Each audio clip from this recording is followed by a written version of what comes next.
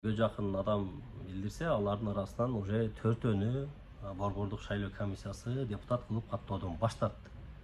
Алардын бири Шайлообек Атазов, бири Жалалидин Нурбаев, дагы бири бир Каримова деген эжекебиз, аял киши, андан кийин дагы бир бала. Ал боюнча мындай жаңы жүздөр экен, жакшы маалыматым жок экен. Атазовго келсек, Атазовду баарыңыздар жакшы билесиздер, эми кээ бир адамдар Райым Матраимовго байланыштуу деп эме кылышы мүмкүн, бирок Шайлообек Атазов негизи бул депутат болуп буга чейинки чакырылышта барып жүрдү. Ал Атазов мындай бийликке каршы оппозицияда эмес, тескерисинче бийликти колдоп, бийликтин саясатын колдогон. Ошол эле учурда балык болуп отурбай, ошол жерде элдин үнүн жеткирип жүргөн. Атазовду мен жактабайм. Ошондой депутаттарды эми мындай шайланып депутат болуп баргандан кийин ошол жерде сүйлөп, элдин үнүн көтөрүп, ошол жерде баягыларды көтөрүп жүргөн депутат болгон. Бул Атазов менимче бийликке коркунуч эмес.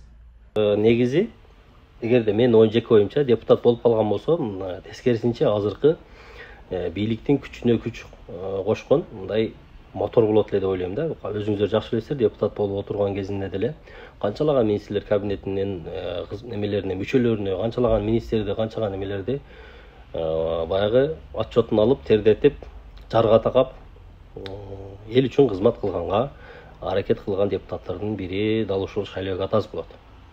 Жеке менин оюмча. Демек, деген башка бир ой келет да.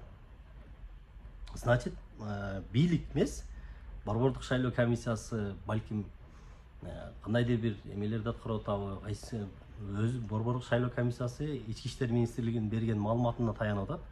Атазов буга чейин баягы уюшкан кылмыштуу топтун тизмесинде жүргөн деп жүрөт. Атазов болсо өзү маек берип атат, анда эч кандай далил дагы жок, анда эч кандай далилдей алган дагы жок сотто депчи.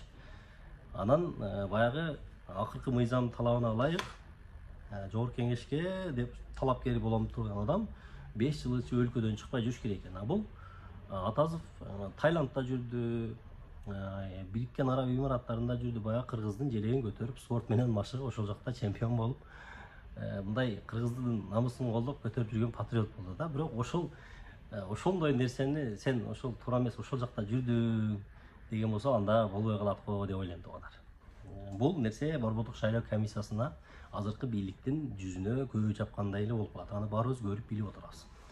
Анан Борбордук шайлоо комиссиясы дагы мындай ачык Райымбек Матаримовго тиешелүү адам деп жүйө койбой атат. Себеби